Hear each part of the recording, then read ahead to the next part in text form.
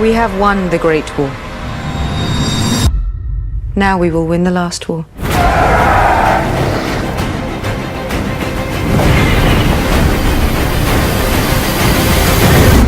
We'll rip her out, root and stem. We hope to kind of avoid the expected, and Jon Snow has always been the hero, the one who's been the savior, but it just didn't seem right to us for this moment. We knew it had to be Valyrian steel to the exact spot where the Child of the Forest put the dragonglass blade to create the Night King, and he's uncreated by the Valyrian steel. At the end of it, it's a victory for the living, but at great cost because some of our favorite characters fall along the way. Hi everyone, it's Charlie. This is going to be my Game of Thrones Season 8 Episode 4 trailer video, talking about the next big war, as Daenerys is calling it during the trailer, the last war. There's still so much stuff going on. We've got the Game of Thrones prequel that's coming up too, so be sure to subscribe to get all the Game of Thrones videos. I know there are a lot of questions after last night's episode. There are a couple more bonus videos that I have planned about that, but I'm also doing the Q&A video. And there's a new round of that HBO Now giveaway too. All you have to do to enter that is be a subscriber and leave a comment on the video. Obviously, careful for spoilers for everything through episode 3. So here we go. We'll just start with the footage. So this very Daenerys and Cersei-centric trailer is all Daenerys' voiceover from a couple different speeches, or maybe just one speech broken up into a couple different pieces, because there's only one part of the trailer where you actually see her speaking the words. But it's all about the aftermath and them sort of cleaning up the battlefield. You see them burning the bodies in here too. It's gonna stink to high heaven around Winterfell until all those bodies are gone. The whole idea here, as Daenerys says, is we've won the Great War, as they talked about it, the war against the Night King and the White Walkers. Now we will win the last war. And she's absolutely determined. She even puts herself in a very deep Targaryen red dress, which is interesting because Cersei is also wearing a very deep red dress.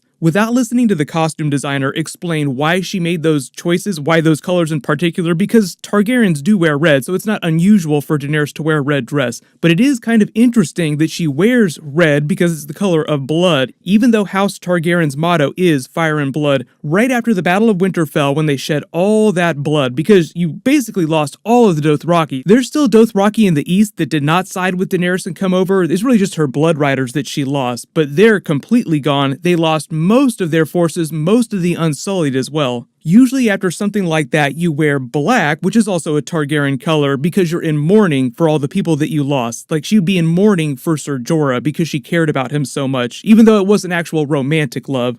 You see her in the red dress, toasting everyone in the Great Hall, because they're obviously really excited that they all survived. They finally won the war. Now it's time to get ready for the next one. You could draw all kinds of metaphors about the Red Wedding, Arya's reverse Red Wedding, all the red blood that they're going to be shedding during the last war, which it seems like might be most of episode 5, although I don't think that the battle will be quite as big as the Battle of Winterfell, just in terms of a production. Biggest difference in the next big battle is that it'll probably take place during daytime, hopefully, so you'll actually be able to see what's going on, and because of that, geographically it'll be much easier to place yourself. Whereas it seemed like the Battle of Winterfell was the biggest that the show had ever done, it may have actually taken place over a much smaller area, because Winterfell, even though it's a huge castle, isn't nearly as big as the Red Keep and King's Landing. Daenerys says they'll rip Cersei out root and stem. I guess that she's the root and Euron is the stem, because it seems like Euron is proposing to her in this trailer, and she'll probably wind up accepting, because even if she doesn't like him that much, she still needs his help, so she needs to keep that alliance intact. So as Stannis Baratheon would say, go ahead, do your duty. Like when he was talking to Brienne, he knew what was about to happen, and even though it wasn't going to be pleasant, he knew that it had to go down that way. Cersei's backed herself into a corner, and now she's doing everything she can to keep her house of cards from collapsing. You get a really good shot of the smoldering remains of Winterfell post-battle the next morning. Like I said, they'll probably reflect this in the opening credits. Cersei and Euron looking down at the commoners in King's Landing, walking around in the square, giving you a really big look at the front gate. That'll be important for the next big battle episode. Like they did for Winterfell, they built all these new King's Landing sets because they're going to be using them way more than they have in previous seasons.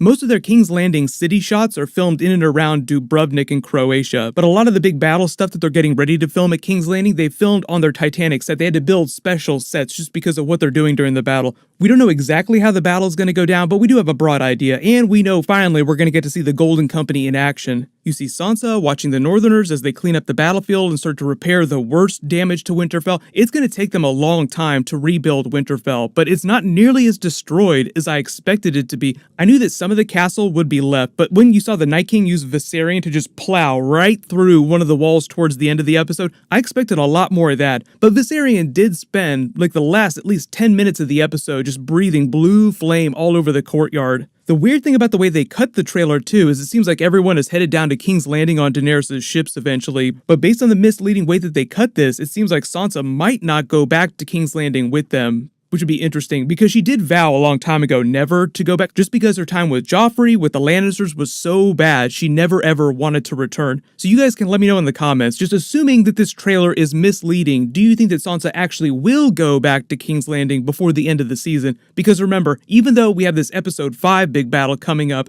we don't know exactly everything they're going to be doing during the finale, and the finale is going to be one of their longest episodes ever. You see Daenerys walking around the halls of Winterfell in that deep red dress. You see Rhaegal fly over Daenerys' ships as they're sailing for King's Landing. You also see Rhaegal and Drogon flying over Sansa, standing on the battlements of Winterfell. So confirmed to both be alive and well, none the worse for wear. I know a lot of people were wondering what happened to Rhaegal after he and Jon Snow went down. It seemed like he was still alive, and unless you see a body, you can't really say yes or no, because there have been a couple deaths that happened off screen. Summer sacrificed himself to allow them to get away. You didn't exactly see him die, so it seemed like it happened off screen. So I think everybody was kind of worried, especially until we saw Ghost in this trailer too, very good boy, who also shows up outside, that we didn't know whether or not they killed him off screen too, because he ran to the assault with the Dothraki and Ser Jorah at the beginning of the episode, but you never really saw him come back, so everyone was just kind of crossing their fingers. Speaking of which, I don't think that Ghost would be down for Carrion or the dragons either. There still is food for them to eat up there, and now that they have maybe a fraction of their troops, it's not like they're going to run out of their food faster. They haven't actually taken a head count yet either, for those of you that are asking how many of their troops are left.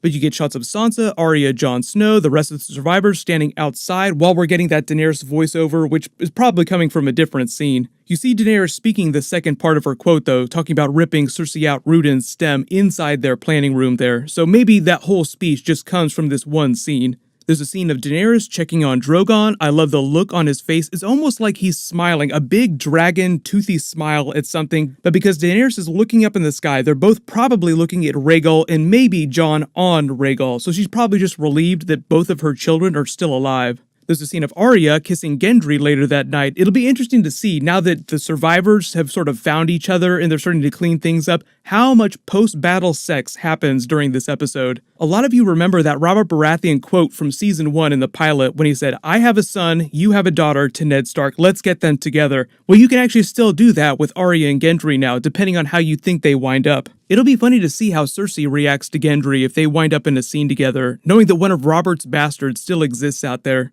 There's a scene of Jon Snow and Davos riding out the front gate of Winterfell with Gilly watching behind them in the courtyard. Then they end the trailer with a shot of Cersei, Euron, and the Mountain outside looking over something, maybe either watching Daenerys' ships roll in or maybe just watching the people of King's Landing go about their business while they plan for the next big attack. But either way, the whole trailer is just meant to give you the aftermath of the Battle of Winterfell and the preparation for the battle against Cersei. So like I said, I think the actual battle won't happen till episode 5, but we'll see Daenerys' ships rolling up to King's Landing at the end of episode 4. Episode 4 is only supposed to be 78 minutes long, so it's about 4 minutes shorter than episode 3, but episode 5 and the finale, episode 6, are both going to be 80 minutes long. So the last couple of episodes are actually pretty close in length, but those episode links also include the little intro, the episode recap that they attach to the beginning of episodes. They do not include the promos that they attach to the end of the episodes, because if you watch them on HBO now, they'll just roll from the episode into the bonus featurettes and stuff, so it seems like it's all part of the episode, but really it's not.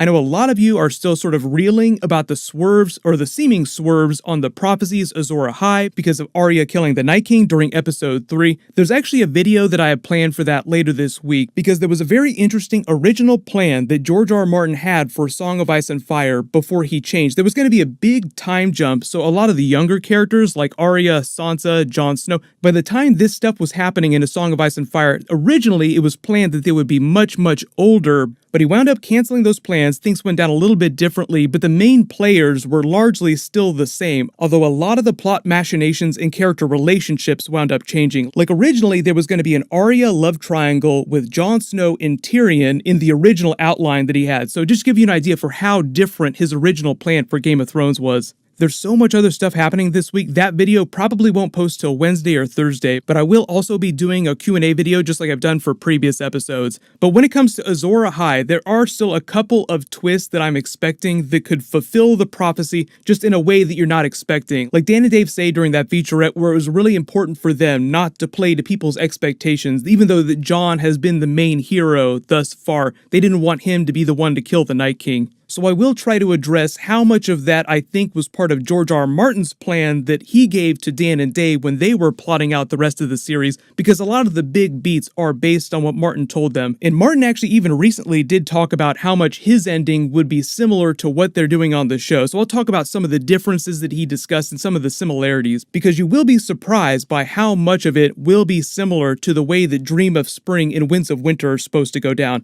But a lot of the big differences too, especially thematic differences, by the end of the finale we'll be talking about after we get episode 6. But if there are any big videos that you guys want me to do about all this, let me know in the comments.